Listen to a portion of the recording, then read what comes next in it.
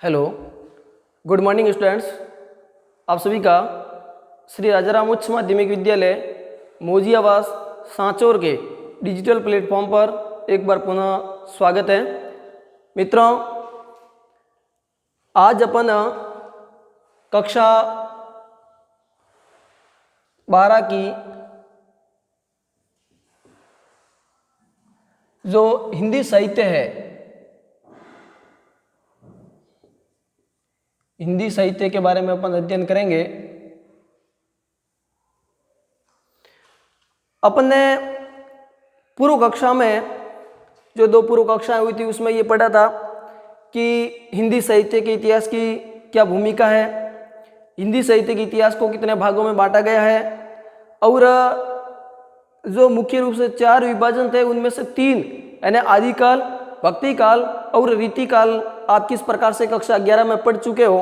और कक्षा 12 में अपने आधुनिक काल है, आधुनिक काल का पूरा वर्गीकरण अपन ने लिख दिया था और उसका जो पहला भाग है भारतेंदु युग, जिसको पुनर्जागरण काल भी कहते हैं।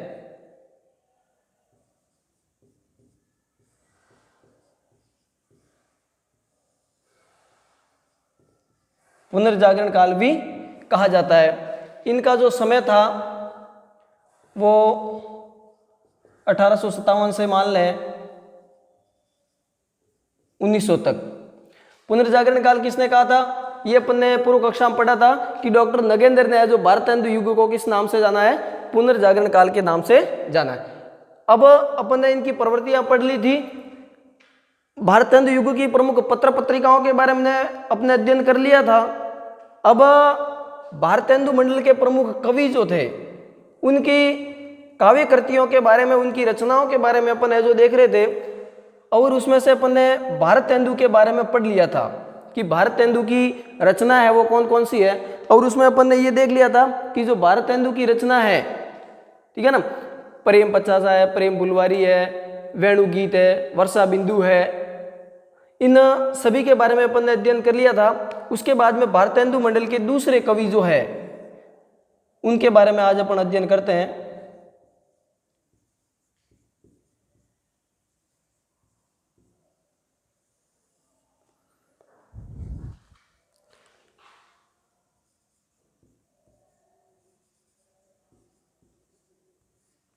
बद्री नारायण चौधरी, जिसको है जो इनका प्रेमगन है वो उपनाम था। बद्री नारायण चौधरी प्रेमगन, उर्दू में यह है जो अब्र उपनाम से लिखते थे।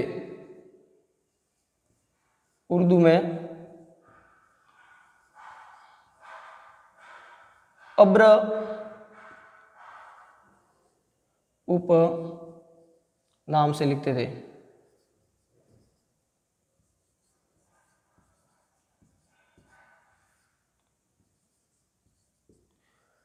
इनकी जो प्रमुख काव्य कृतियां हैं या रचना है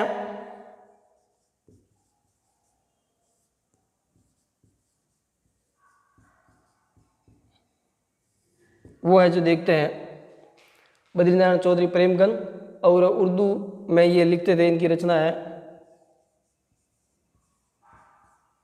जीर्ण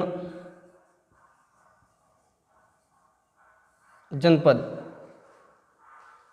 जिनको है जो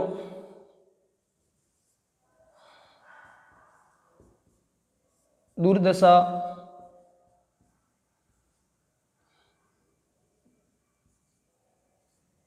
दत्तातुर भी कहते हैं। जीर्ण जनपद, आनंद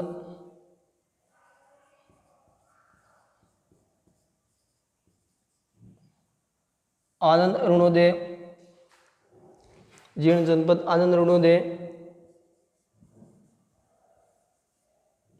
मयंक महिमा,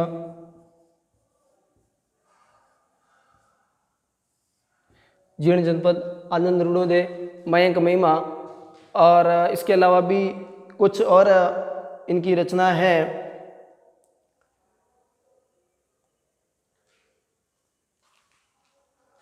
ठीक है ना।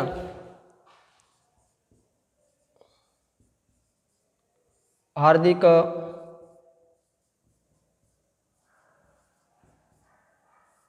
हर्षादर्श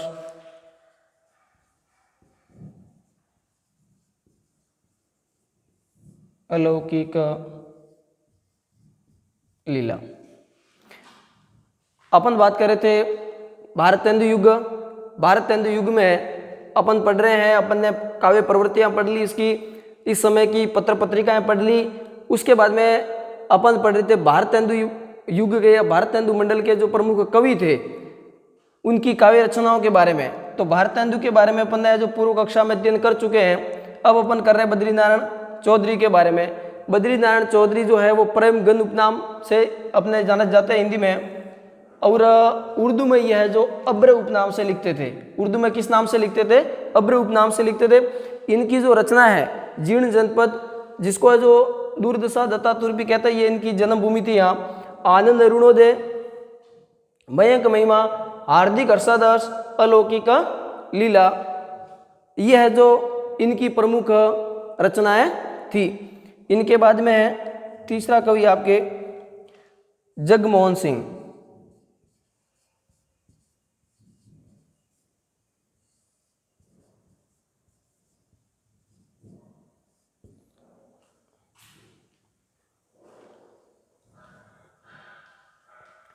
तीसरा जो आपका कवि है जगमोहन सिंह।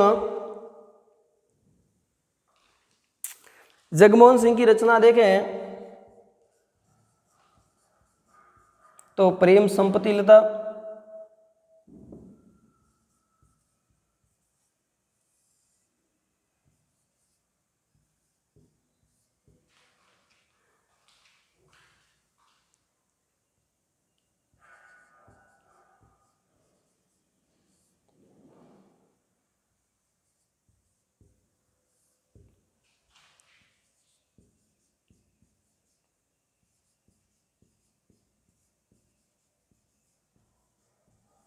श्याम सरोजिनी,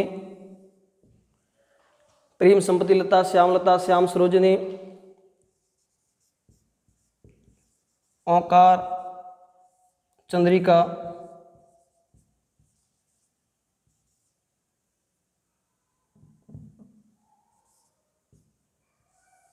ओंकार चंद्रिका और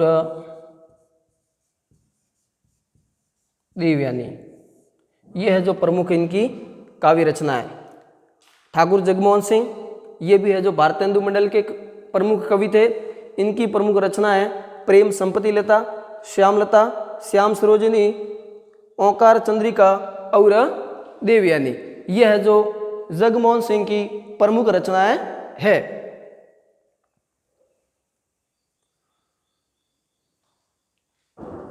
अब अपन है जो अगला जो कवि है वो है प्रताप नारायण मिश्र।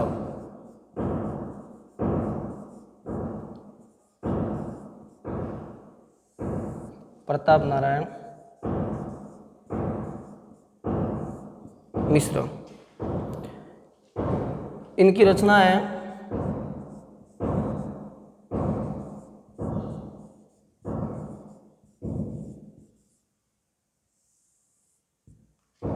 प्रेम पुष्पावली,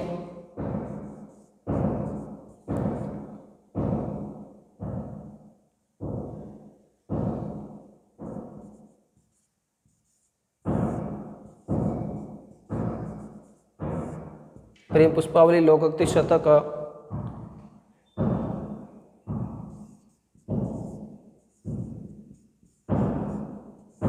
बुढ़ापा, हिंदी की हिमाकत,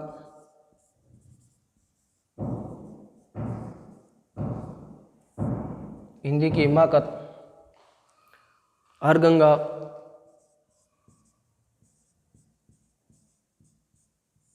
यह है जो इनकी प्रमुख काव्य रचना है।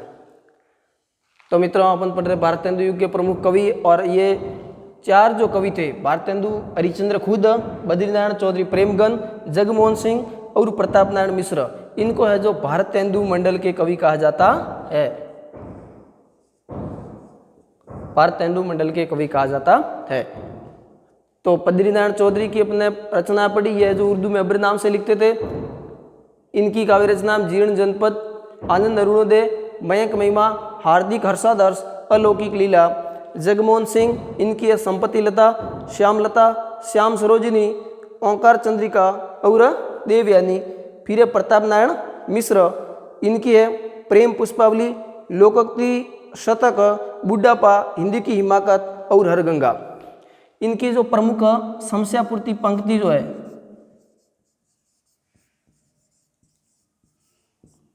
समस्या पूर्ति पंक्ति,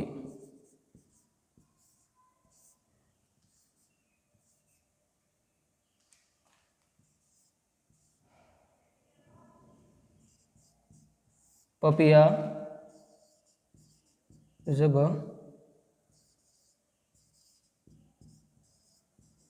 उसे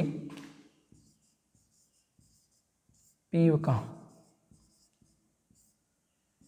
पपिया जब पुसे पीव का, यह जो इनकी प्रमुख समस्या पूर्ति पंक्ति थी। समस्या पूर्ति पंक्ति क्या है, ये अपन ने पूर्व कक्षा में भी अध्ययन किया था कि उस समय के में कवियों की प्रतिभा को देखने के लिए किसी भी कवि को कोई पंक्ति दी जाती थी और उनसे कहा जाता था कि आप इस पंक्ति पे है जो काव्य रचना कीजिए। और इसकी विशेषता ये होती थी कि ये जो पंक्ति है ये उस कविता के अंत में होनी चाहिए, ये है जो इसकी विशेषताएं होती थी। तो ये इस प्रकार से ये भारतेंदु मंडल के कवि थे। इनके अलावा भी कुछ कवि जो अपने सिलेबस में है उनको है जो अपन एक एक करके देखते हैं। आप इन रचनाओं को है जो लिखते रहे। प्रश्न यहां से बन सकता है,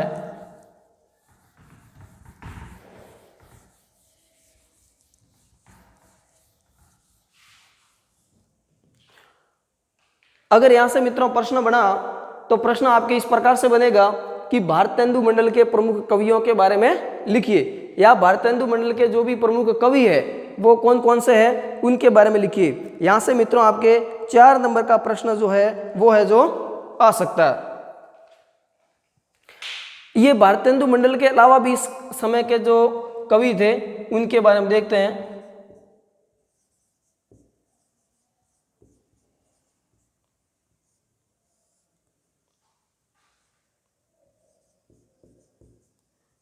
राधा कृष्ण दास, इनकी रचना थी भारत, बारहमासा और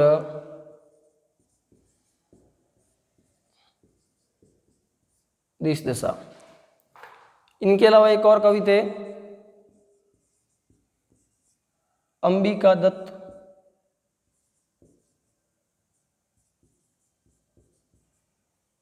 अंबिका दत्त व्यास। इनकी रचना थी पावन, पचासा, सुकवि सतसई,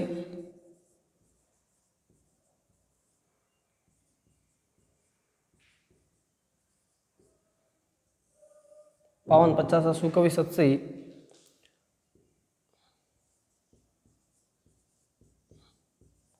बिहारी विहार। ये है जो प्रमुख इनकी पंक्तियां थी। तो मित्रों भारतेंदु मंडल के प्रमुख कवि अपन पढ़ रहे हैं।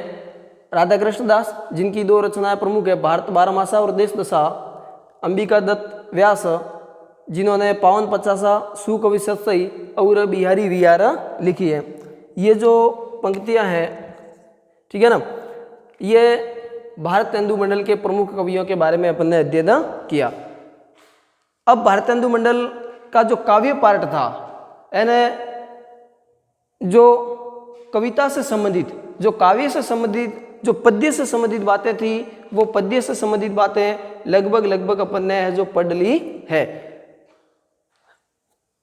इसके अलावा जो गद्य है भारतेंदु मंडल का, उनको अपन जो है वो बाद में जब अपना पद्य वाले पार्ट पूरा हो जाएगा उसके बाद में अपन गद्य को एक एक विधा जो है, जैसे उपन्यास है तो उपन्यास में प्रेमचंद को आधार बना करके अपन उनका अलग से डिवाइडेशन करेंगे। नाटक है तो नाटक में जयशंकर प्रसाद को आधार बना करके उनका अलग से डिवाइडेशन करेंगे। इस प्रकार से उनको अपन अलग से पढ़ेंगे। जो अपन ने ये इतना पढ़ा है ये है जो पद्य से संबंधित है। अब कुछ मुख्य मुख्य बातें जो आपको जानकारी में रखनी चाहिए कि भारतेंदु मंडल या भारतेंदु युग की काव्य भाषा कौन सी थी। तो मित्रों काव्य भाषा जो है वो आपकी ब्रज थी। कौन सी थी? ब्रज। ये अपन ने पहले ही पढ़ा। लेकिन इस समय में जो भी गद्य लिखा गया उस गद्य की भाषा कौन सी हो रही थी? गद्य है वो खड़ी बोली में लिखा जा रहा था। यानी इस समय गद्य लिखने की शुरुआत तो खड़ी बोली में हो चुकी थी, लेकिन पद्य है वो कौन सी भाषा में लिखा जा रहा था? ब्रज भाषा में लिखा जा रहा था। इसके अलावा इस काल को जैसे अपन इसके बाद में जैसे अगला काल पढ़ेंगे द्विवेदी युग, तो द्विवेदी युग से पहले यानी इस समय में जो बीजारोपण हुआ, जिन जिन जैसे राष्ट्रीयता की भावना की जो शुरुआत इस युग में हुई वो एक द्विवेदी युग में जाकर के एक वट वृक्ष की भांति अपने को दिखाई देता है। तो इस प्रकार से ये आपका भारतेंदु युग था। भारतेंदु जो है ये नामकरण भारतेंदु हरिश्चंद्र के नाम पर, हरिश्चंद्र के नाम पर रखा। भारतेंदु की उपाधि जो इनको है वो 1880 में तत्कालीन साहित्यकारों ने इनको प्रदान की। तो ये जो इस प्रकार की बातें हैं ये अपन ने भारतेंदु युग के बारे में पढ़ा। अब अपन है जो बात करते हैं अगला जो पार्ट है द्विवेदी युग, उनके बारे में।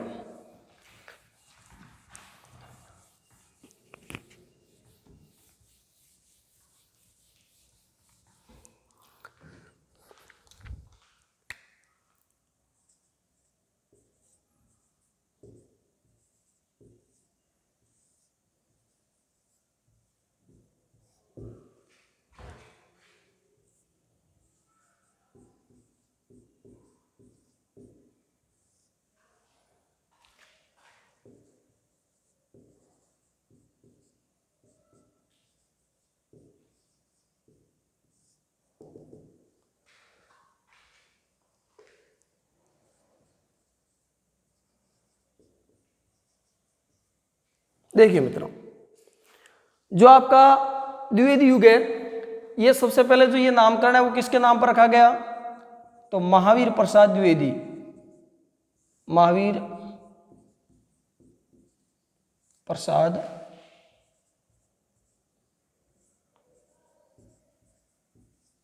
द्विवेदी के नाम पर। किसके नाम पर ये रखा गया? ये महावीर प्रसाद द्विवेदी के नाम पर इनका है जो नामकरण किया गया द्विवेदी युग। डॉक्टर नगेंद्र ने है जो इसको जागरण सुधार काल कहा।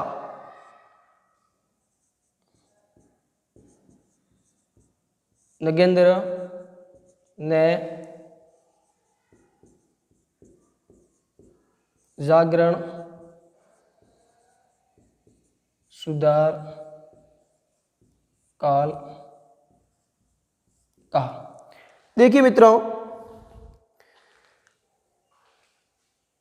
जो डॉक्टर नगेंद्र जो है इन्होंने इस समय की जो प्रमुख सामाजिक प्रवृत्तियां थी उन्हीं सामाजिक प्रवृत्तियों के आधार पर इस युग का जो नामकरण है वो जागरण सुधार काल किया है। और आपको ये भी जानकारी में होगा कि भारतेंदु युग को इन्होंने पुनर्जागरण काल कहा था। इसके बाद में ये जो महावीर प्रसाद द्विवेदी है इन्होंने 1903 ईस्वी में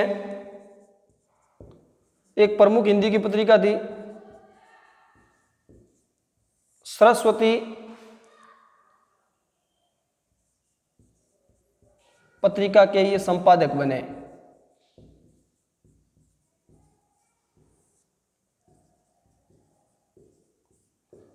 उन्नीस सौ 3 ईस्वी में यह है जो सरस्वती जो पत्रिका है उस पत्रिका के ये संपादक बने और इन्होंने हिंदी साहित्य में जो योगदान दिया उस योगदान की वजह से या उनके योगदान के कारण ही एक युग का नाम इनके नाम पर द्विवेदी युग रख दिया गया। आप यहाँ पर कंफ्यूज मत होना, एक अपने हिंदी में हजारी प्रसाद द्विवेदी भी है,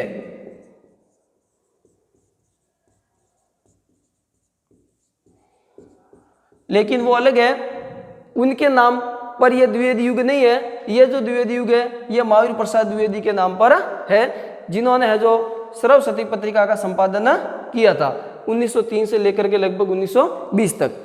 अब दूसरी बात ये आती है कि ऐसा इन्होंने हिंदी साहित्य में क्या योगदान दिया कि एक युग का नाम ही है जो इनके नाम पर रख दिया गया।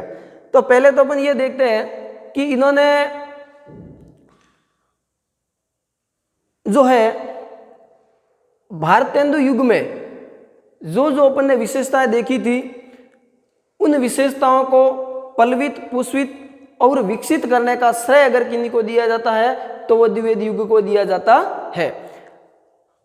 उसके बाद में इन्होंने जो है यूं भी कहा जाता है कि ये कवि कम और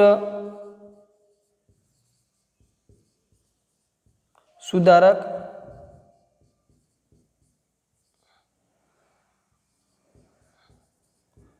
मार्गदर्शक अधिक थे। यानी ये कवि से ज्यादा क्या थे, सुधारक और मार्गदर्शक थे। सुधारक किसके, हिंदी के। इन्होंने है जो अपने ये चीज पढ़ी थी कि द्विवेदी युग से पूर्व भारतेंदु युग में ब्रज भाषा में काव्य रचना होती थी, लेकिन इन्होंने है जो ब्रज को त्याग करके और खड़ी बोली हिंदी में काव्य रचना के लिए खड़ी बोली में स्वयं भी रचनाएं खड़ी बोली में लिखी। उनके साथ साथ में जो इनके समकालीन कवि थे उनको इन्होंने है जो प्रेरित किया और ये कहा कि आप है जो खड़ी बोली में लिखिए। दोस्तों उस समय में ये माना जाता था कि अगर आपको अच्छे काव्य की रचना करनी है, अगर आपको बढ़िया तरीके के साहित्य की रचना, काव्य साहित्य की रचना करनी है, कविता लिखनी है, तो कवि ये मानते थे कि ब्रज के अलावा आपको है जो मतलब ब्रज भाषा का प्रयोग करना ही पड़ेगा। तो इन्होंने कहा कि ऐसा कुछ नहीं है, आप खड़ी बोली में भी श्रेष्ठ से श्रेष्ठ काव्य रचना कर सकते हो। तो इन्होंने खुद ने तो है जो ये लिखा ही लिखा, साथ साथ में जो इनके समकालीन कवि थे उनको भी है जो इन्होंने प्रेरित किया और खड़ी बोली में लिखवाया। इसके अलावा जो इन्होंने क्या किया कि जब ये सरस्वती पत्रिका के संपादक थे तो उस समय में जो गद्य रचनाएं थी या जो पद्य रचनाएं थी वो इनके पास जब प्रकाशित होने के लिए आती थी तो ये क्या करते थे कि उन रचनाओं में जो व्याकरणिक दृष्टि से, जो भाषा की दृष्टि से जो भी अशुद्धियां होती थी, उन अशुद्धियों को यह है जो खुद बैठ करके दूर करते थे और अशुद्धियों को दूर करने के बाद में उस रचना को अपनी पत्रिका में छापते थे या प्रकाशित करते थे। तो इसलिए इन्होंने है जो हिंदी के परिष्कार में या हिंदी को शुद्ध करने में या जो हिंदी गद्य भी लिखा होता था तो उनको भी ये शुद्ध करके भाषा की दृष्टि से, व्याकरणिक दृष्टि से और ये है जो इस के अंदर छापते थे। इसी कारण है जो इनको है जो मार्गदर्शक और सुधारक कहा जाता है।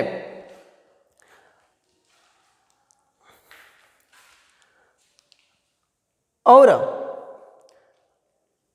इसके अलावा इस समय के जो भी कवि हुए उन्होंने जो भारतेंदु युग की जो प्रवृत्तियां थी, विशेषता थी, उनको है जो आगे बढ़ाने का काम इस युग के कवियों ने किया है। तो अपन है जो इनकी ये चीजें बेसिकली पढ़ ली, इसके बाद अपन पढ़ते हैं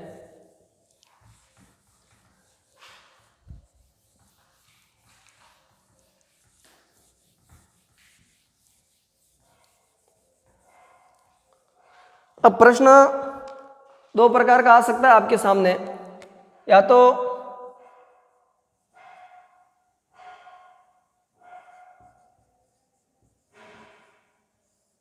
सरस्वती पत्रिका का हिंदी में योगदान आ सकता है, या महावीर प्रसाद द्विवेदी का हिंदी भाषा के सुधार में, ठीक है ना, योगदान आ सकता है। या तीसरा प्रश्न ये भी पूछ लें कि सरस्वती पत्रिका और महावीर प्रसाद द्विवेदी का मूल्यांकन कीजिए, तो इस प्रकार का प्रश्न आने की है जो प्रबल संभावना है। अब इन्होंने अपन ने ये चीज पढ़ी थी कि जो भारतेंदु युग था, उस भारतेंदु युग में जो गद्य साहित्य था वो तो ब्रज में लिखा जाता था, और जो पद्य साहित्य है वो पद्य साहित्य, सॉरी, ये जो पद्य साहित्य है ये है जो ब्रज में लिखा जाता था, और गद्य है वो खड़ी बोली में लिखा जाता था। लेकिन यहां आकर के गद्य और पद्य दोनों की भाषा क्या हो गई, आपके खड़ी बोली हो गई। अब है जो अपन इसकी जो प्रवृत्तियां हैं, इनकी जो विशेषता है, उन विशेषताओं को एक एक करके पढ़ते हैं।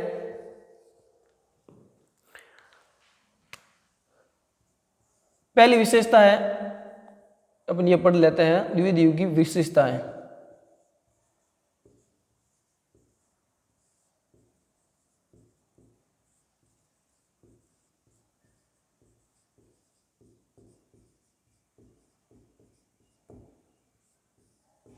या इनको यूं कह सकते हैं प्रवृत्तियां।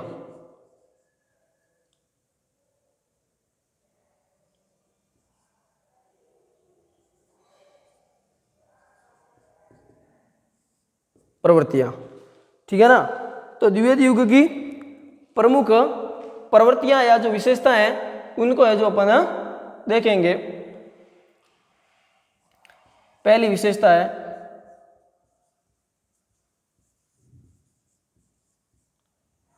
राष्ट्रीयता की भावना। मित्रों, ये चीज अपन ने भारतेंदु युग में भी पढ़ी थी कि उस समय में कवियों ने है जो राष्ट्रीयता की भावना से संबंधित पंक्तियां या काव्य रचना लिखना प्रारंभ किया था। लेकिन मैं ऐसा कहूंगा कि भारतेंदु युग में अगर राष्ट्रीयता की भावना का बीजारोपण हुआ था तो निश्चित रूप से द्विवेदी युग में वो है जो वट वृक्ष की भांति खड़ी थी।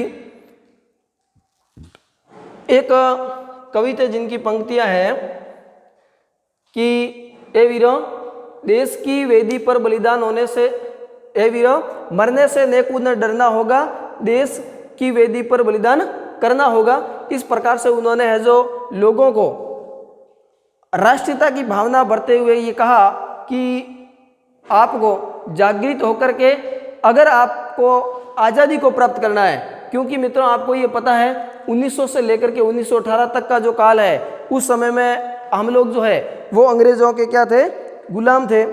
तो उस समय में इन कवियों ने अपनी पंक्तियों के माध्यम से जनमानस को आह्वान किया कि आप लोग जो है वो आज़ादी को प्राप्त करने के लिए अपने देश को सर्वश्रेष्ठ माने और संघर्ष करें, और राष्ट्रीय आज़ादी प्राप्त करने के लिए आपको अगर देश के लिए बलिदान भी देना पड़े तो निश्चित रूप से आपको तैयार रहना चाहिए। इस प्रकार की बातें जो है वो इन्होंने है जो कही है। दूसरा है नारी के प्रति, नारी के प्रति सम्मान की भावना।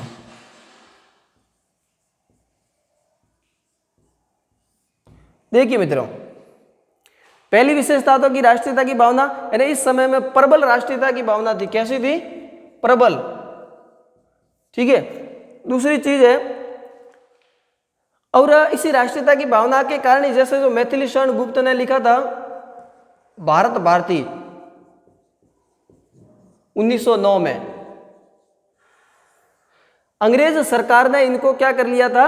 जब्त कर लिया था। क्यों? क्योंकि इसमें है जो भारत के अतीत गौरव का वर्णन था। तो इस राष्ट्रीयता की भावना के कारण ही अंग्रेज सरकार ने इस भारत भारती को क्या कर लिया,